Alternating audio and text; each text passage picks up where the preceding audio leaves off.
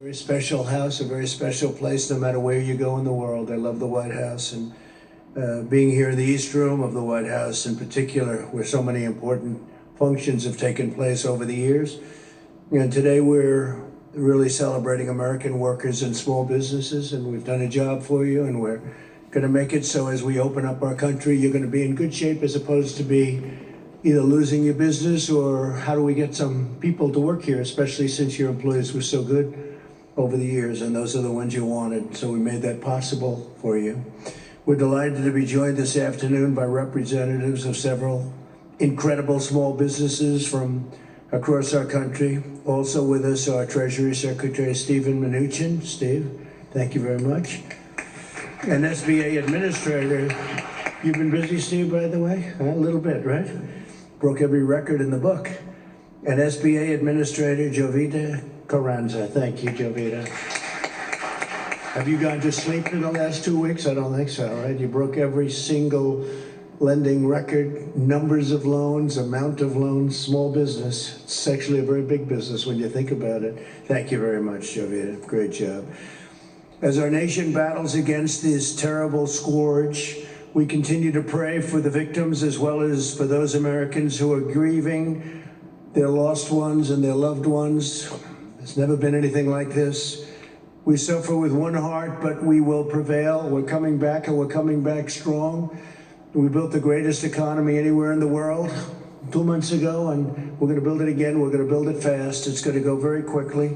And Larry, thank you for being here very much. You see what's going to happen. I think you have the same feeling as I do. It's going to come back very fast.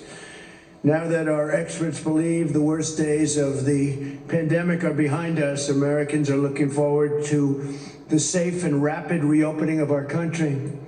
Throughout this ordeal, millions of hardworking Americans have been asked to really make tremendous sacrifices. It's sacrifices like nobody thought would even be possible. Nobody thought would ever be talking about something like this. This virus has inflicted an enormous and painful toll on our nation's workers and small businesses. That's why last month I asked Congress to pass the Paycheck Protection Program, giving small businesses emergency economic relief to keep workers on the payroll. 4 weeks ago, I was proud to sign it into law. We did that at a great ceremony with many of the people here and the officials here, and it was something. And I can tell you, I'm going to ask Steve to say a few words, but the kind of numbers and the kind of jobs they've done and the kind of jobs that have also been saved, it's incredible. You'll be seeing that in the coming weeks. The Treasury Department and the Small Business Administration launched the program in record-breaking time, just 1 week. And in the 14 days following its launch, we processed as many loans as the SBA would typically process in over 14 years. So in 14 days, they did more work and more loans, both in terms of applications and in terms of dollar amount, than they did in 14 years. 14 days, 14 years. Easy one to remember, right? That's some record. The first round of funding provided more than 1.6 million small businesses with over $340 billion so that American workers can retain their jobs, receive their paychecks, and help our economy take off quickly once America reopens for business, which is happening right now as we sit. We're going to be all set. You all ready? I know you are. I talked to you back there. You're ready. You folks are ready. Our swift action supported or saved 30 million American jobs at least. And last week, Congress answered our call to replenish the program, and I was honored to sign an additional $320 billion for American workers into law. At least $60 billion are reserved for community financial institutions, including those that serve minority and distressed communities. And that's also, when you think it's African American communities, it's Hispanic American communities, it's Asian American communities. We began accepting applications for the second round of funding yesterday. Demand is extraordinarily high, and there are already twice as many users accessing the system as on any day under the first round. And one of the things that the Secretary of the Treasury told me is that the amounts are much more loans at much smaller amounts. So we like to hear that because we're looking at the small amounts, the smaller businesses, and that's what we want. Nonetheless, we're processing loans at a pace never achieved before. In the first 24 hours of the second round of funding, we've handled over 30% more loans than any previous day of the program. So far, we've processed an amazing 450,000 loans totaling over $50 billion. That's in phase 2. That's incredible. Along with Administrator Carranza and Secretary Mnuchin, Ivanka has played an essential role in spearheading this important program. Incredible role. That's what she wants to do. She wants to help people. From the beginning of my administration, Ivanka has used her experience as an entrepreneur to fight for the American worker. She's created many jobs. That's what she did when she first came in. She just wanted people to be able to get jobs and job training. Went to the biggest companies anywhere in the world that are located in our country, and they would take hundreds of thousands of people and train them. And I think you got up to almost 15 million people, right? 15 million. She started off with a goal of 500,000. She wanted to get 500,000, and she is now on almost 15 million people.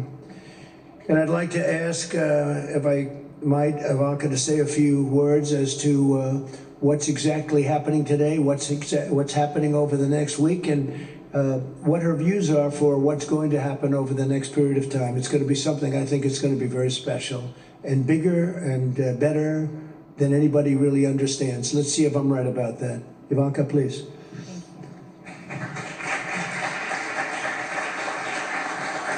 Thank you, everyone, and thank you, Mr. President, for convening this incredible group of entrepreneurs and small business owners who very much represent the soul and the spirit, the grit and the tenacity of America's small. And we are watching exactly what's going on in the East Room. President Trump saying that 30 million jobs have been saved due to the, quote, swift actions of the government, and that, of course, includes the SBA loan program.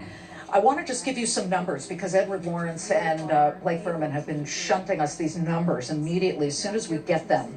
We do have in the first round, there were, as the president mentioned, about 1.7 million loans over 14 days. So far, since yesterday, we have a number of approved loans at 475,000. The volume. Up and join us, if we would appreciate that, Secretary. And SBA Administrator Carranza, thank you. You've been such a champion for America's small business. If you'd also like to come up and join us. And Larry Kudlow, thank you for all that you do in fighting for American workers. With that, I would like to kick us off by introducing Amy Wright to come up to the stage and share with us a little bit of her story. She has created an amazing business that stems from personal experience and very much her heart. And it's been an honor getting to know you, Amy, as you really embody the spirit of small businesses around this country. Amy, because of the PPP program, was able to rehire the 120 workers that she was forced to lay off. And now those workers, all of which have some form of disability, are able to bring program, including the Fed balance sheet and the $8 trillion. Share your story. And Michael, her great colleague, is here today as well, who could share his perspective. Thank you, Amy.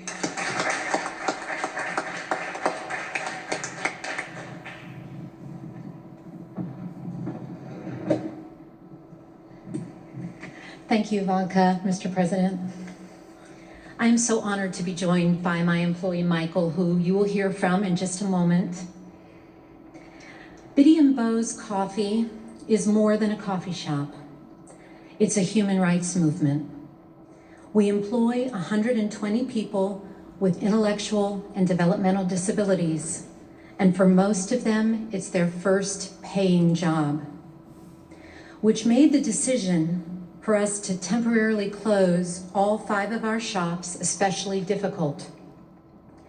But thanks to the Paycheck Protection Program and the incredible team at Live Oak Bank, all 120 of our employees are back on the payroll today and working from home writing handwritten notes that we include with each online order we ship.